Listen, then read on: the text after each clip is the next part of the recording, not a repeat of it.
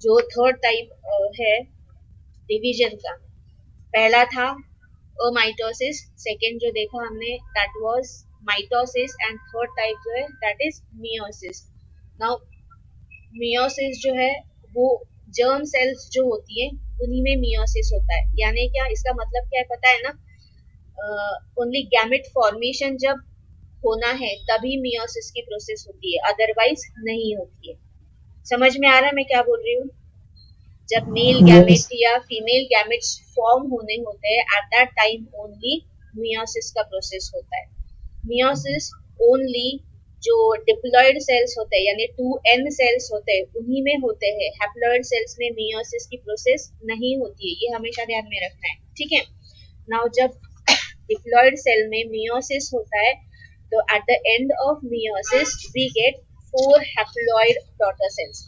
जब हम इसको माइटोसिस से कंपेयर कर रहे हैं तो माइटोसिस में हमको ओनली 2 डॉटर सेल्स मिलते हैं from a single parent cell, whereas meiosis में हमको 4 हैप्लॉइड डॉटर सेल्स मिलेंगे after the process of meiosis. Difference समझ में आ रहा है ना? डिफरेंस समझ में आ रहा है? Yes ma'am. नाउ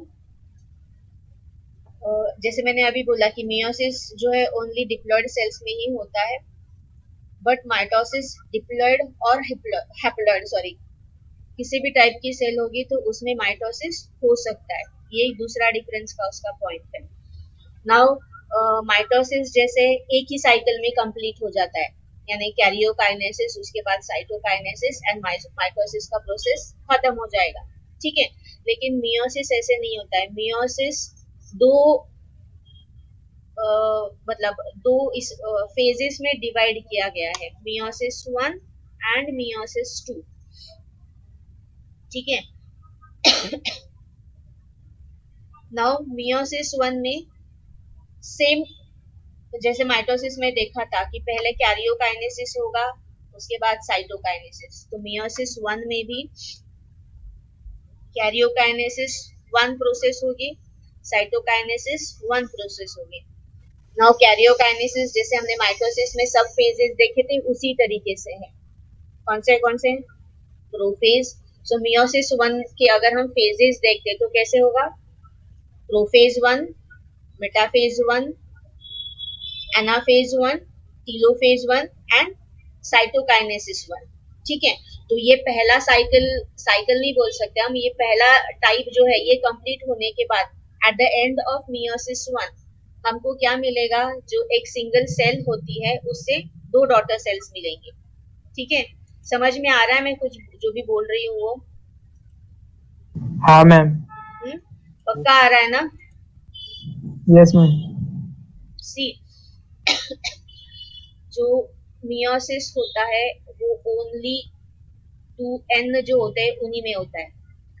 मियोसिस 1 के बाद, ठीक है, 1 के बाद एट द एंड जो है हमको मिलेंगे 2 daughter cells which will be n, यानी यहाँ पर जो क्रोमोसोम नंबर होता है पेरेंट सेल में उससे हाफ नंबर हमको मियोसिस 1 कंप्लीट होने के बाद मिलता है, ठीक है। समझ में आ रहा है? अभी ये जो 2 डॉटर सेल्स होते हैं वो मियोसिस 2 में इन्वॉल्व हो जाएंगे। Eight the end of meiosis 2 हमको मतलब ये एक सेल 2 डॉटर सेल्स देगा एंड ये वाला सेल है ये भी 2 डॉटर सेल्स देगा विच विल बी n। समझ में आ रहा है? यानी यहाँ पर जो क्रोमोसोम नंबर है पहले इसमें वो हाफ हो जाएगा, वेर एज मियोसिस 2 में जो क्रोमोसोमल नंबर होता है वो रिटेन होता है जैसे कि माइटोसिस में होता है। समझ में आ रहा है मैं क्या बोल रही हूँ? Yes ma'am. पक्का समझ में आ रहा है दोनों को? Rohit, yes ma'am. हुसैन, ठीक है। सो ये ध्यान में रखना है कि मियोसिस 1 में रिडक्शनल डिवीजन होगी, रिड्यूस हो जाएगा, वेर एज जो मियोसिस 2 है उसमें जो क्रोमोसोमल नंबर होता है वो रिटेन किया जाता है। In this way at the end of meiosis हमको 2n से 4 और 4 हैप्लॉइड डॉटर सेल्स मिलेंगे। क्लियर है कैसे मिलते हैं? ये प्रोसेस हम डिटेल में बाद में अभी देखेंगे, लेकिन क्या होता है वो तो समझ में आ गया। समझ में आ गया? Yes. ठीक है. सो जो फर्स्ट मियोटिक डिवीजन है उसी को हम हेटेरोटाइपिक डिवीजन बोलते हैं. अभी हेटेरोटाइपिक डिवीजन मैंने अभी जो डायग्राम निकाला था, छोटा सा डायग्राम नहीं, एक्चुअली फ्लो चार्ट था, तो उसमें क्या हमने देखा कि पहले इसमें क्या होता है, जो 2n नंबर है वो n में कन्वर्ट हो जाता है, यानी क्रोमोसोमल नंबर जो होता है वो हाफ हो जाता है. दैट इज वाई हम उसको हेटेरोटाइपिक डिवीजन बोलते हैं. ठीक है. एंड सेकेंड मियोटिक डिवीजन और मियोसिस 2 है, उसमें n जो होता है वो रिटेन किया जाता है. दैट इज वाई जो सेकेंड मियोसिस है उसको हम होमोटाइपिक डिवीजन बोलते हैं. ये नाम क्यों है, समझ में आ गया? हेटेरोटाइपिक एंड होमोटाइपिक. हाँ. पक्का? Now see, meiosis and mitosis में जो डिफरेंस हमको दिखाई देता है वो क्यों होता है, उसके लिए जो भी इवेंट्स होते हैं ना, वो सारे के सारे, ये जो प्रोफेज 1 है ना, this is the most complicated and longest phase हम बोल सकते हैं मियोसिस की. पूरे के पूरे मियोसिस में ये जो फेज है ना, ये सबसे इम्पोर्टेंट होता है. एंड जो डिफरेंस हमको दिखाई देता है वो बिकॉज ऑफ प्रोफेज 1 होता है, या जो इंडिविजुअलिटी दिखती है ना कि मियोसिस एंड माइटोसिस दोनों अलग अलग क्यों है, तो that is because of this prophase. यानी ये प्रोफेज में जो जो इवेंट्स होते हैं उनके वजह से ये डिफरेंस आता है. ठीक है. During first meiotic division diploid cell is divided into, मैंने जब अभी जो फ्लो चार्ट में दिखा बोला था वही यहाँ पर लिखा है. During the first meiotic division, the diploid cell, that is the 2n cell, is divided into 2 haploid cells.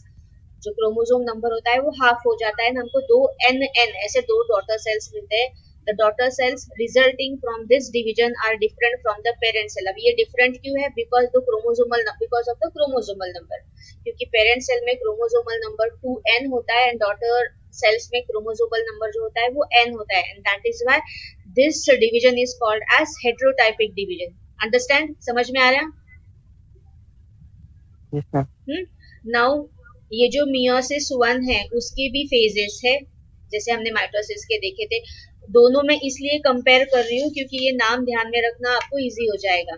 Prophase 1, क्योंकि ये मियोसिस 1 है इसलिए हम हर जगह पर आगे 1 लगाएंगे. Prophase 1, metaphase 1, anaphase 1, telophase 1 and cytokinesis 1. So prophase 1 ये फेज ध्यान से देखना, मतलब क्या क्या होता है इसको थोड़ा सा ध्यान से सुनो. एंड प्लीज जो वीडियो भेजा है ना उसको देखो, तभी अच्छे से समझ में आएगा. नाउ प्रोफेज 1, जैसे मैंने बोला कि this is the longest phase, सबसे लॉन्ग फेज होती है. एंड सबसे इम्पोर्टेंट चेंजेस जो होते हैं those happen only in the prophase. So जो सिग्निफिकेंट चेंजेस हमको दिखाई देते हैं, prophase 1 is responsible for those changes. This phase can be subdivided into 5 substages.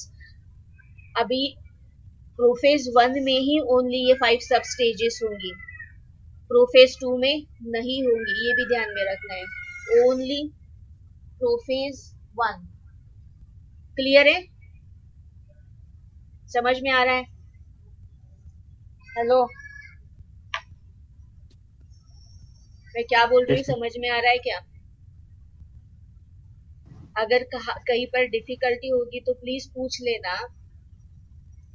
Okay ma'am.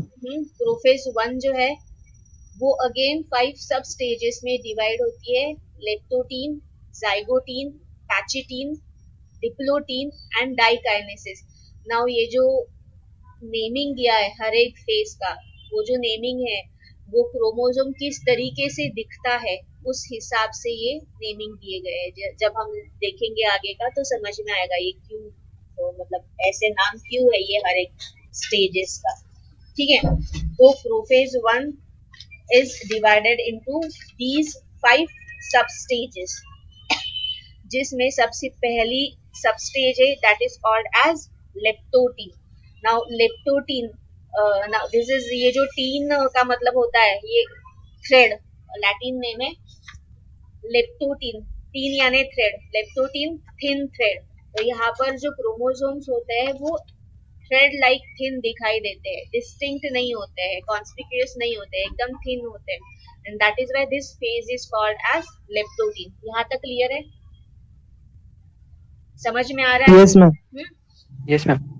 Now हमको पता है प्रोफेज जब शुरू होती है तो ऑब्वियसली न्यूक्लियस का साइज जो होता है वो बहुत बड़ा हो चुका होता है, राइट जैसे हमने इंटरफेज में देखा था eight the end of interphase जो न्यूक्लियस होता है ऑलमोस्ट सब कुछ डबल हो चुका होता है न्यूक्लियस के अंदर का material, and that is why the size of the nucleus increases. तो वही यहाँ पर उन्होंने बताया है, then volume of the nucleus increases, the chromosomes become distinct long thread like and coiled. Now यहाँ पर जो क्रोमोसोम्स है उनमें कॉइलिंग, जैसे सी हर वक्त इसको माइटोसिस से कंपेयर करना है, क्योंकि अगर जब हम कंपैरिजन करेंगे ना तो जो अलग है दोनों में से वही आपको ध्यान में रखना पड़ेगा, दैट इज व्हाई कंपैरिजन करके स्टडी करना है। जैसे प्रोफेज में माइटोसिस में हमने देखा कि कॉइलिंग शुरू हो जाएगा, कंडेंसेशन शुरू हो जाएगा एंड देन वो थिक दिखाई देंगे, सेम प्रोसेस यहाँ पर भी होगा, ठीक है। So the chromosomes become distinct, long, thread-like and coiled. They take up a specific orientation, that is the bouquet stage. अभी ये क्या होता है ये देखना है हमको inside the nucleus. Obviously ये जो भी चल रहा है यानी प्रोफेज वगैरह ये सारी किसकी फेजेस है? कैरियोकाइनेसिस की, यानी जो भी चेंजेस है वो न्यूक्लियस में हो रहे हैं। सो दैट इज वाई यहाँ पर स्पेसिफिकली बोला है कि this shows a bouquet stage inside the nucleus, क्योंकि कैरियोकाइनेसिस यानी न्यूक्लियस के अंदर ही चेंजेस होते हैं, ठीक है। नाउ इसमें एक्चुअली होता क्या है, this is characterised by the ends of the chromosomes converged towards that side of the nucleus where the centrosomes lie. Now see हमने प्रोफेज में क्या देखा है कि प्रोफेज जब शुरू होता है तो उस वक्त 2 सेंट्रोसोम्स होते हैं, करेक्ट है, जो कि अपने अपने पोल पर जाना शुरू करेंगे। अभी they will start moving towards the respective pole, ठीक है ना। तो लेप्टोटीन फेज में क्या होता है, जो भी क्रोमोसोम्स होते हैं ना वो कन्वर्ज हो जाते हैं, कहाँ पर? जहां पर सेंट्रोसोम होता है न्यूक्लियस के अंदर, जिस प्लेस में सेंट्रोसोम्स होते हैं वहां पर ये कन्वर्ज होना शुरू हो जाता है। जैसे फ्लावर्स का बुके होता है ना उस तरीके से ये दिखाई देगा हमको, दैट इज व्हाई स्टेज को हम बुके स्टेज बोलते हैं। क्लियर है? समझ में आ रहा है?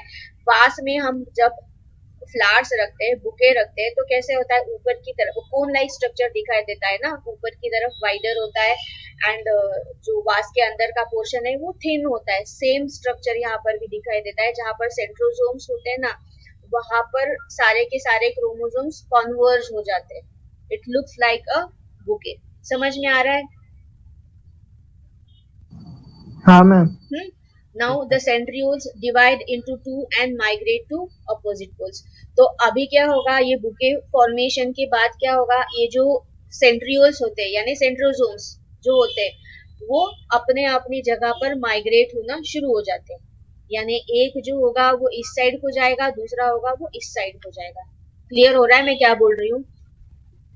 yes. पक्का? अगर डिफिकल्टी है तो बीच में रुकाओ, मुझे पूछो, बता दूंगी मैं। लेप्टोटीन समझ में आ गया? लेप्टोटीन में मतलब लेप्टोटीन यानी प्रोफेज की शुरुआत है, सेम की coiling of the chromatin fibre यहाँ पर स्टार्ट हो जाएगा, they will become thick and distinct. Distinct यानी we can observe the chromosomes under electron microscope. Leptotene में इंपॉर्टेंट या एक डिफरेंट इवेंट क्या होता है, दिस इज बुके फॉर्मेशन या बुके स्टेज। समझ में आ रहा है? This is the characteristic of leptotene. इसमें क्या होगा, the chromosomes will converge towards the place where the centrosomes lie, and after this stage the centrosomes will start migrating or moving towards the opposite pole. This is the significant event in leptotin. Leptotin phase clear है? Yes, ma'am. Now जो next phase है that is zygotin. Now zygotin का meaning क्या होता है? अभी zygotin आपने zygote नाम सुना है, right? zygote zygote क्या होता है? Male gamete female gamete fuse होने के बाद जो होता है दैट इज zygote. ठीक है, समझ में आ रहा है मैं क्या बोल रही हूँ? यानी दो जो गैमेट्स होते हैं, डिफरेंट सेल्स होते हैं, वो फ्यूज होते हैं and then zygote is form. मैं क्यों बोल रही हूँ जाइगोटीन को ध्यान में कैसे रखना है? तो यहाँ पर जो है ना पेयरिंग शुरू होता है। किसका पेयरिंग शुरू हो जाता है? जो क्रोमोसोम्स होते हैं ना उनका पेयरिंग शुरू हो जाता है। That is why this phase और this subphase is called as zygotene. Clear है? Yes, समझ में Yes, आ रहा ma'am. है? ठीक है। तो सेकेंड स्टेज जो स्टेज नहीं सब फेज जो है उसको हम जाइगोटीन बोलेंगे। Intimate pairing of non-sister chromatids of homologous chromosomes takes place in the by the formation of ठीक है। Now see homologous chromosomes का मीनिंग पता है? नहीं पता ना? no, ma'am. नो ठीक है। सी हमने सबसे पहले क्या देखा कि जो भी मियोसिस है वो हमेशा 2n में, मतलब जो डिप्लॉयड सेल होती है उसी में होता है।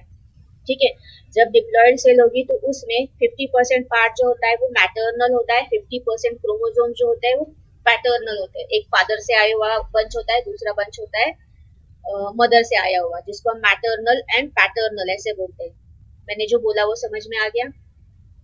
Yes, सो नाउ मैं आपको होमोलोगस क्रोमोसोम्स का मीनिंग बोल रही थी। होमोलोगस क्रोमोसोम्स क्या होते हैं? यहाँ पर देखो आपको ब्लू एंड रेड कलर दिखाई दे रहा है क्रोमोसोम्स का। ठीक है, फॉर एग्जाम्पल ब्लू अगर मैटरनल है एंड रेड जो है वो पैटर्नल है, ऐसे समझो।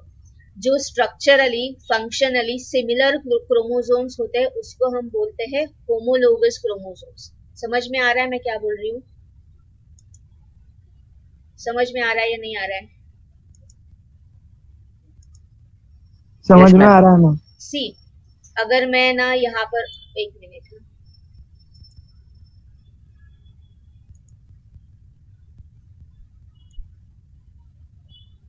यहाँ पर एक मैंने क्रोमोसोम निकाला, ये मैटरनल है। ठीक है, नाउ इसमें डिफरेंट जीन्स होंगे, करेक्ट है? अलग अलग जीन्स से ये Yes, एक सेगमेंट बनेगा। यानी आई कलर का होगा या स्किन कलर का होगा या डिफरेंट डिफरेंट इस तरीके के कैरेक्टर्स के यहाँ पर जीन्स होंगे। दूसरा जो जीन होगा वो होगा पैटर्नल। ठीक है, नो पैटर्नल निकालती हूँ मैं यहाँ पर, जो ये होगा पैटर्नल जीन। ठीक है, इसमें भी सेम सीक्वेंस से यहाँ पर जीन्स होते हैं। आई कलर के लिए सीक्वेंस वही होता है, जैसे अगर हम ए बी सी डी ई ऐसे यहाँ पर लिखते हैं तो यहाँ पर भी sequence A B C D E ऐसे ही होगा। क्लियर है? समझ में आ रहा है मैं क्या बोल रही हूँ? yes, ma'am. ठीक है, सो ऐसे जो क्रोमोसोम्स होते हैं जो स्ट्रक्चर में सिमिलर है, दिखाई भी सिमिलर देते हैं, ऐसे क्रोमोसोम्स को हम होमोलोगस क्रोमोसोम्स बोलते हैं। होमोलोगस क्रोमोसोम्स का मीनिंग समझ में आ गया? Yes, ma'am.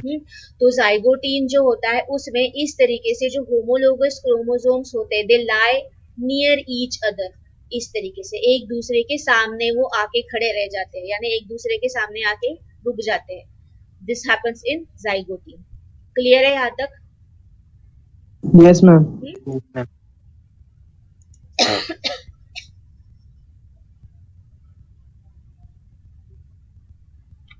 So the pairing of non sister, अभी ये नॉन सिस्टर क्रोमैटिड्स क्यों बोला है? क्योंकि यहाँ पर मैटरनल एंड पैटर्नल दो अलग अलग क्रोमोसोम्स होते हैं ना, उनके होमोलोगस क्रोमोसोम्स एक दूसरे के सामने पेयर करेंगे, दैट इज व्हाई हम उसको नॉन सिस्टर क्रोमैटिड बोल रहे हैं। समझ में आ गया? एक बार फिर से ये नॉन सिस्टर क्रोमैटिड जो होते हैं ना उसके बारे में आपको बताती हूँ। फॉर एग्जाम्पल अगर मैं यहाँ पर एक क्रोमोसोम निकाल रही हूँ, ये एक क्रोमोसोम हो गया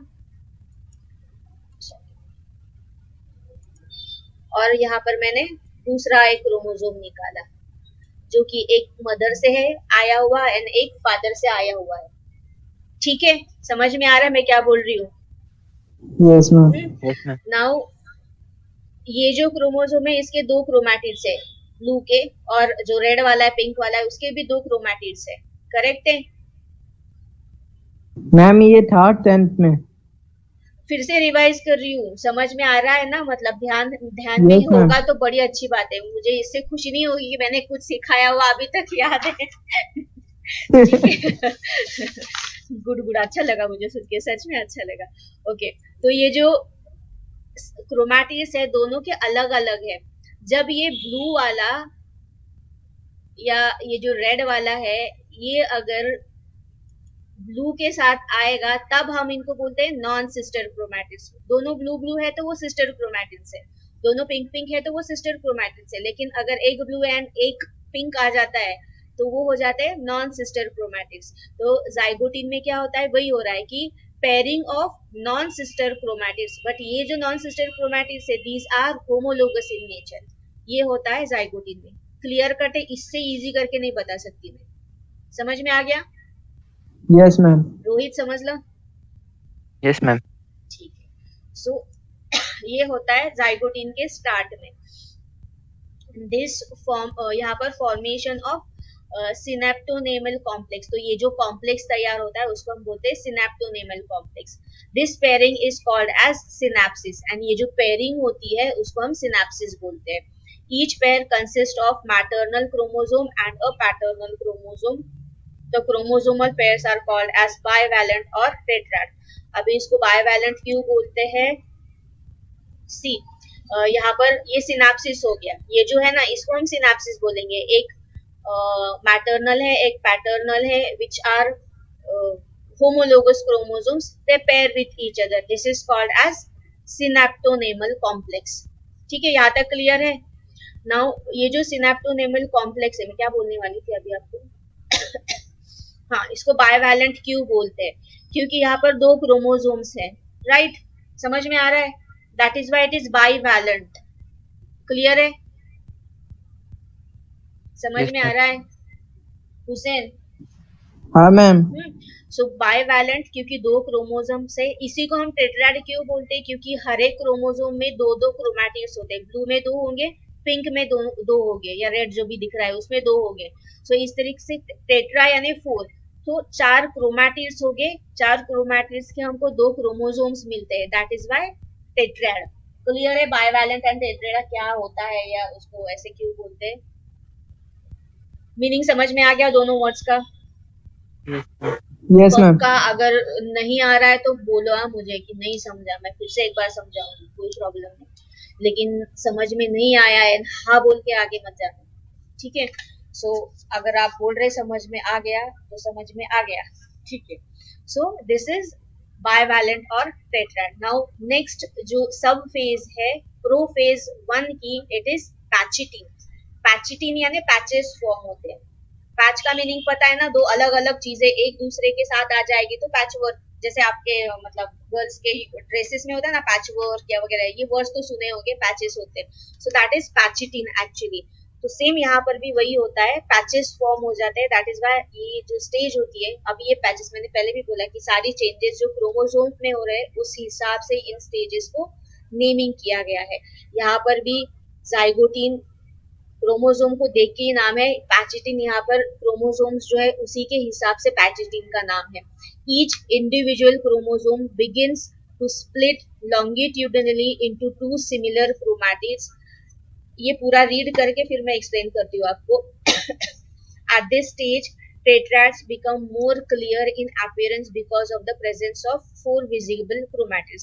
जैसे हमने यहाँ पर बोला ना कि बायवैलेंट या टेट्राड होता है एक्चुअली, तो ये ज्यादा विजिबल हो जाता है पैचिटिन में, यानी थिकनेस जो होगी वो ज्यादा बढ़ जाएगी, एंड बिकॉज ऑफ दैट हमको टेट्राड के हिसाब से वो दिखाई देंगे। फॉर एग्जाम्पल यहाँ पर डायग्राम में देखेंगे इस तरीके से, यानी यहाँ पर ओनली बायवैलेंट दिख रहा है, लेकिन अभी कॉइलिंग इतना अच्छे से ठीक से हो जाएगा कि हमको ये जो ब्लू वाला क्रोमोसोम है उसके भी क्रोमैटिड्स दिखाई देंगे, एंड जो पिंक वाला या रेड वाला जो भी दिख रहा है आपको उसके भी 2 क्रोमैटिड्स दिखाई देंगे। इन दिस वे इस फेज में हमको टेट्राड के फॉर्म में क्रोमोसोम्स दिखाई देने लग जाते हैं। समझ में आ रहा है मैं क्या बोल रही हूँ?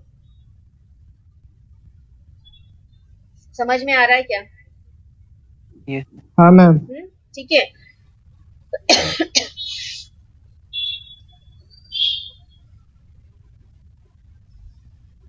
The tetrad become more clear and visible. The homologous chromosomes of each pair begin to separate from each other। अभी क्या हो जाएगा, ये जो homologous chromosomes होते हैं ना, मतलब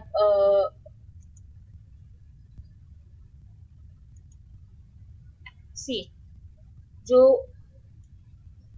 ब्लू वाले हैं एंड जो रेड वाले हैं, एक तो ये एक दूसरे के पास आ चुके होते हैं। अभी ये जो यहाँ पर अटैच है वो एक दूसरे से सेपरेट होना शुरू हो जाता है। The homologous chromosomes of each pair begin to separate from each other, however they do not completely separate but remain attached together at one or more points। यानी ये जो क्रोमोसोम्स होते हैं ना, सॉरी मैं अभी ये कलर एक मिक्स हो जाएगा यहाँ पर। ये जो क्रोमोसोम्स होते हैं वो इस तरीके से एक दूसरे से कहीं ना कहीं तो अटैच होते हैं, लेकिन फिर भी वो सेपरेट होना स्टार्ट हो जाता है एट द एंड ऑफ पैचिटिन। समझ में आ रहा है थोड़ा सा? पैचिटिन की जो प्रोसेस होती है ना, this is very important in prophase 1। इसी के वजह से जो इवोल्यूशन में सबसे ज्यादा कंट्रीब्यूशन है, this is because of this pachytene phase. ठीक है, यहाँ तक जो मैंने बोला वो क्लियर है आपको? हाँ मैम। ठीक है,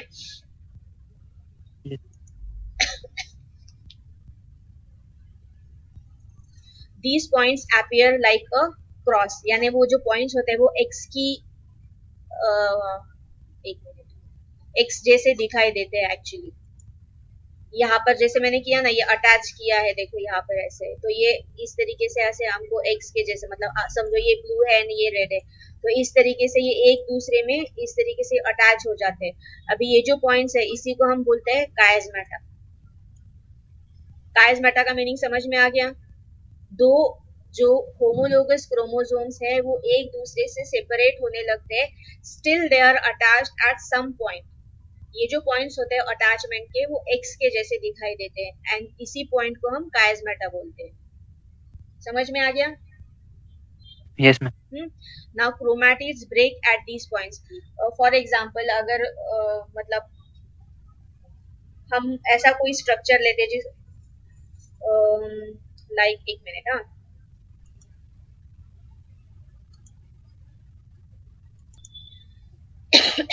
so the chromatids break at the point of chiasmata and these broken segments are exchanged between the non-sister chromatids of homologous chromosomes।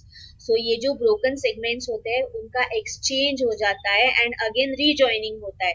ये जो प्रोसेस होती है उसको हम बोलते हैं क्रॉसिंग ओवर और recombination, which is very important for the evolution. यहाँ तक क्लियर है मैंने जो भी बोला वो? Yes ma'am. Yes ma'am. उसके बाद की जो फेज है दैट इज डिप्लोटिन। अभी डिप्लोटिन में क्या होगा, ये जो कायस्मेटा फॉर्म होते हैं ना, वो जो एंड होता है क्रोमोसोम का वहां पर शिफ्ट होना स्टार्ट हो जाता है, यानी दूर दूर जाते हैं, रिपल्स ज्यादा होते हैं वो। Though the chiasmata are formed in pachytene they become clearly visible in diplotene.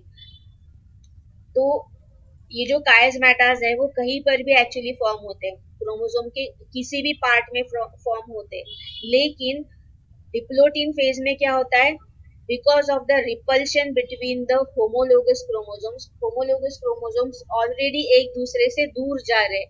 जब ये दूर जाते हैं तो क्या होगा, ये कायस्मेटा जो है वो और ज्यादा स्पेसिफिकली हमको दिखाई देगा अंडर माइक्रोस्कोप। समझ में आ रहा है? समझ में आ रहा है या नहीं आ रहा है? सी अगर हम हाथ जोड़ते हैं, ठीक है, एंड जो मिडिल पोर्शन होगा उसको अगर धीरे धीरे दूर करते जाएंगे तो हमारा ओनली फिंगर टिप्स जो होते हैं या पाम का दूसरा वाला टिप होता है वही जॉइन रहेगा, बीच का पोर्शन जो होगा उसमें पूरा मतलब गैप आ जाएगा। समझ में आ रहा है ना? सेम उसी तरीके की प्रोसेस यहाँ पर होती है। लाइक अभी मैं सिंगल क्रोमोसोम का ही आपको बताती हूँ, यहाँ पर मतलब अलग अलग नहीं करूंगी।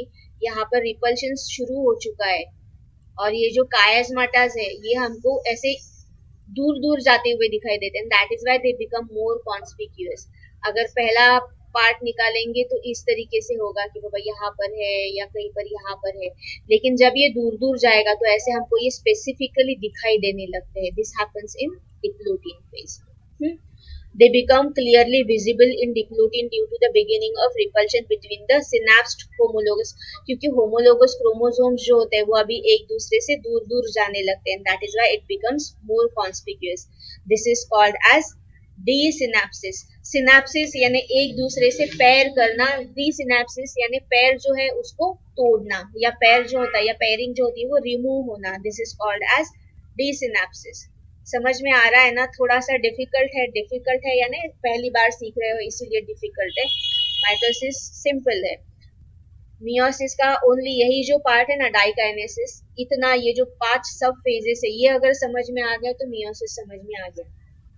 डिप्लोटीन समझ में आ गया क्या हो रहा है? कायस्मेटास जो होता है वो ज्यादा क्लियर हो जाते हैं, ज्यादा विजिबल हो जाता है। क्यों विजिबल हो जाते हैं? क्योंकि ये जो होमोलोगस क्रोमोसोम्स है जो पहले पेयर हो चुके हैं, सिनेप्स्ड है ना, वो अभी एक दूसरे से दूर दूर जा रहे हैं, रिपल्स हो रहे हैं वो, एंड इसी प्रोसेस को हम बोलते हैं desynapsis. This involves disappearance of synaptical complex, यानी जो ये जो सिनेप्टिकल कॉम्प्लेक्स पहले फॉर्म हुआ था ना, ये जो सिनेप्टिकल कॉम्प्लेक्स फॉर्म हुआ था अभी वो डीसिनेप्सिस में जा रहा है, एंड दैट इज व्हाई कायस्मेटास जो होते हैं वो हमको क्लियरली दिखाई देने लगते हैं। समझ में आ गया डिप्लोटीन फेज? यस पक्का दोनों को? हुसैन समझ में आ रहा है? हुसैन भूले क्या? ओके, जो लास्ट फेज है प्रोफेज 1 की, that is diakinesis. Now diakinesis में क्या होगा? ये जो कायस्मेटास है ये शिफ्ट हो जाते हैं towards the end of the chromosomes. In this phase the chiasmata begins to move along the length of the chromosomes from the centromere towards the end of the chromosomes. इतना बड़ा सेंटेंस करने की कोई जरूरत नहीं। chiasmatas shift towards the ends of the chromosomes. Displacement of chiasmata, this is मतलब ये जो प्रोसेस है कि जिसमें कायस्मेटा एंड में चला जाता है, जिसको बोलते हैं हम टर्मिनलाइजेशन। टर्मिनल्स जो एंड होता है उसको हम टर्मिनल बोलते हैं। So the chiasmatas will shift towards the terminals of the chromosomes. This process is called as terminalization. The terminal chiasmata exists till the metaphase. यानी ये जो टर्मिनल कायस्मेटास है ये कब तक रहता है? मेटाफेज में, क्योंकि मेटाफेज में फिर वो पूरा का पूरा कॉम्प्लेक्स ब्रेक हो जाएगा, वो बाद में देखेंगे। अभी यहाँ तक जो भी था वो समझ में आ गया? Yes ma'am. द न्यूक्लियोलस, अभी अगेन जो हमने प्रोफेज में माइटोसिस के प्रोफेज में देखा था कि जो न्यूक्लियोलस है वो डिसअपियर हो जाएगा, न्यूक्लियर मेम्ब्रेन जो होगा वो डिसअपियर हो जाएगा, एंड स्पिंडल फाइबर्स जो होते हैं वो बनना, या spindle fibres are formed in the cytoplasm. ये जो प्रोसेस होती है जो प्रोफेज में माइटोसिस में देखी थी वही यहाँ पर भी होती है, सेम टू सेम। ठीक है, ओनली जो ये 5 सब फेजेस है वही एक्स्ट्रा का इवेंट है जो मियोसिस में होता है, which is responsible for the evolution की पूरी प्रोसेस। यहाँ तक प्रोफेज 1 समझ में आ गया आपको? यस पक्का समझ में आ गया? हाँ, यस पूरा करना है, मियोसिस 1 पूरा करना है या ओवर हो जाएगा?